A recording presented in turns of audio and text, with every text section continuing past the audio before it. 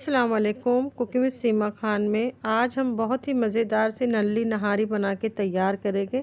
इसके लिए हम सबसे पहले एक बहुत ही अच्छा खुशबूदार मसाला तैयार करेंगे। रेसिपी स्टार्ट करने से पहले मेरी रिक्वेस्ट है, चैनल को जिन्होंने अभी तक नहीं सब्सक्राइब किया वो सामने दिए हुए लाल बटन को प्रेस कर दे और घंटी के बटन को दबा दे ताकि आने वाली मेरी हर आसान सी रेसिपी की जानकारी आपको मिल जाया करे। रेसिपी बनाना शुरू करते हैं। बिस्मिल्लाहिर्रहमानिर्रहीम। इसके लिए हमने 1 किलो बकरे का गोश्त ले लिया है। उसे अच्छी तरीके से धो के छान लिया है। बकरे के गोश्त में निहारी बनाने के लिए गोश्त में नल्ली का रहना ज़रूरी होता है। कसाई से बोल के आप उसे कहिएगा हमें निहारी बनाना है, बोंग का गोश्त दे दे, तो वो आपको दे देगा। इसे अच्छी तरीके से धो के छान लीजिएगा। गोश्त के टुकड़े के साइज़ थोड़ा बड़ा रखिएगा। कसाई ने हमारे टुकड़े के गोश्त के साइज़ थोड़ा छोटे कर दिए थे। आप कोशिश करें कि थोड़े बड़े साइज़ के टुकड़े हो। इसे अच्छी तरीके से धो के हमने छन्नी में छान लिया है। अब हम एक खुशबूदार सा मसाला निहारी का तैयार करेंगे। हमने एक छोटा टुकड़ा जायफल का ले लिया है और एक जावित्री ले ली और 3 छोटे साइज़ के टुकड़े हमने दालचीनी के ले लिए हैं जो आधा इंच के करीब हो गए। 2 टीस्पून हमने साबित धनिया लिया, 1 टीस्पून सौंफ, हाफ टीस्पून शाहजीरा ले लिया, 6 लौंग ले ली है और 5 हरी इलायची हमने ले ली है, 2 बादियान के फूल ले लिए हैं और 2 बड़ी इलायची ले ली है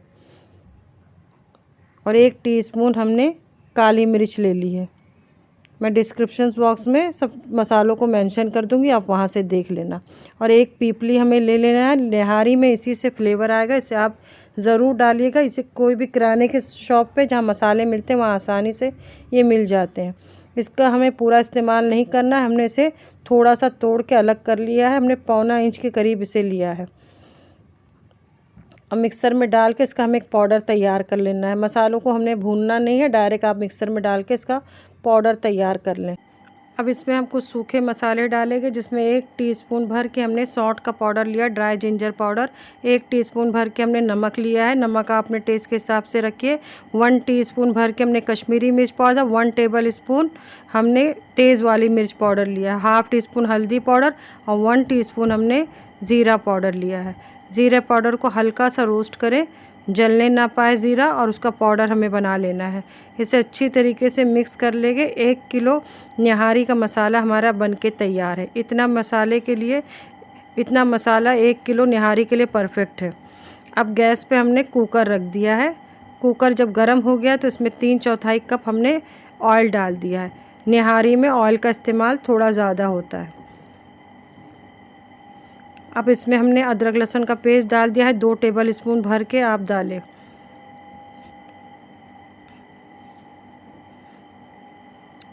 अब अदरक लहसुन डालने के बाद हमें इतना फ्राई इसे करना है कि इसका कच्चापन दूर हो जाए। लगातार चम्मच चलाते रहें ताकि हमारा मसाला जलने ना पाए। अब अदरक लहसुन का कच्चापन दूर हो गया है। इसमें अब हम गोश्त डाल देंगे।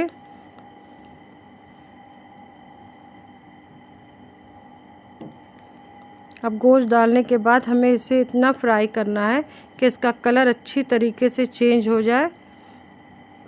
हमें इसे 5 से 6 मिनट तक पकाना है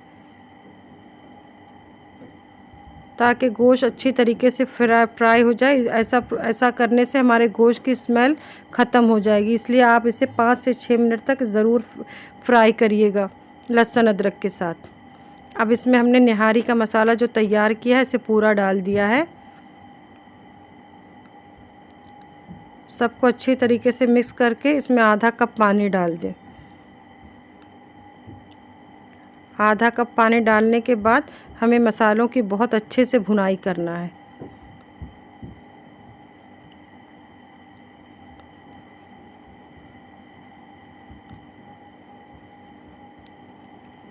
मसाले को अच्छी तरीके से आप भूनें 5 से 6 मिनट तक मीडियम आंच पे।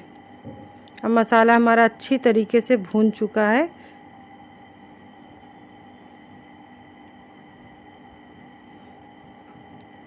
तो इसमें हमने पानी डाल देना है। हमने 3.5 कप पानी का इस्तेमाल किया है।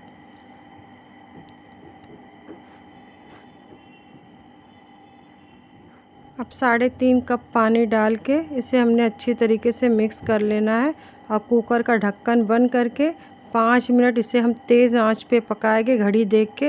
और 5 मिनट के बाद हमें गैस को धीमा कर देना है और धीमी आंच पे इसे हमें 15 मिनट तक पका के गैस बंद कर देना। कुकर को ठंडा होने छोड़ देना है, प्रेशर हमें नहीं निकालना है। अब हमने एक बाउल में 3 टेबल स्पून गेहूँ का आटा ले लिया है। अब इसमें हम पानी थोड़ा थोड़ा डाल के इसका एक घोल तैयार कर लेंगे। हमने इसमें 1.5 कप पानी डाल के इसका घोल तैयार करना है।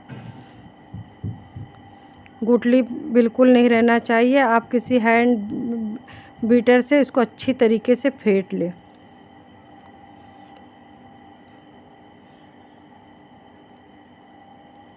अब हमने अच्छी तरीके से फेंट लिया है। आटा अच्छी तरीके से हमारा घुल चुका है।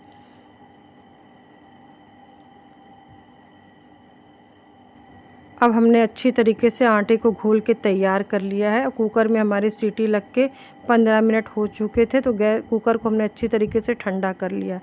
अब ढक्कन हमने खोल दिया है। अब गोश्त को हमें चेक कर लेना है। माशाल्लाह बहुत अच्छा हमारी निहारी का कलर आया है। अब गोश्त भी अच्छी तरीके से गल चुका है। अगर आपका गोश्त नहीं गला हो तो आप थोड़ी देर और पका लें।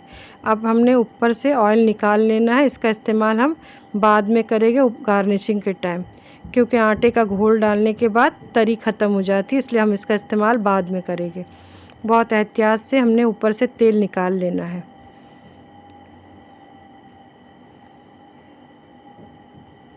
अब हमने एक बाउल में ऑयल निकाल लिया है थोड़ा सा। अब गैस को हमने ऑन कर दिया है। अब हम लगातार चम्मच चलाते जाएंगे और इसमें आटे का घोल डालते जाएंगे। हमें हाथ को रोकना नहीं है, नहीं तो अंदर लम्स पड़ जाएगी, गुठली पड़ जाएगी। इसलिए लगातार चम्मच चलाते जाए और थोड़ा थोड़ा आटे का घोल डालते जाए, एक साथ मत डालिएगा। धीरे धीरे थोड़ा थोड़ा करके आहिस्ते आहिस्ते डालते जाए। हाथ को रोकिएगा ना, रोकिएगा नहीं, लगातार चलाते जाए।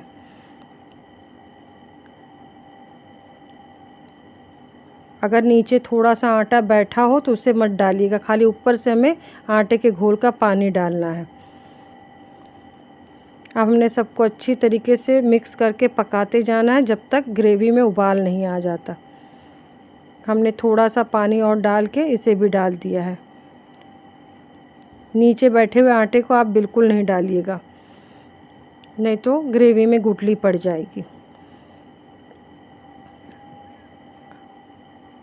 लगातार चम्मच चलाते रहें। अब इस स्टेज पे हम नमक चख लेंगे। अगर नमक कम लगे तो आप थोड़ा सा डाल दें। हमें थोड़ा सा नमक कम लग रहा है तो हम अपने टेस्ट के हिसाब से डाल रहे हैं। आप अपने टेस्ट के हिसाब से डालिएगा। अब ग्रेवी हमारी पकने लगी है तो गैस की आंच को हमें धीमा कर देना है और धीमा करके इसे हमें 15 से 20 मिनट तक धीमी आंच पे पकाना है।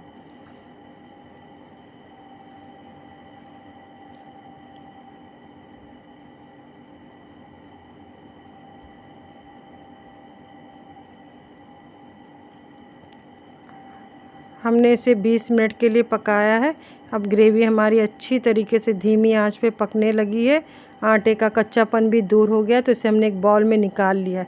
और जो हमने शुरू में ऑयल निकाला था, इसे ऊपर से इसी तरीके से आप डाल दें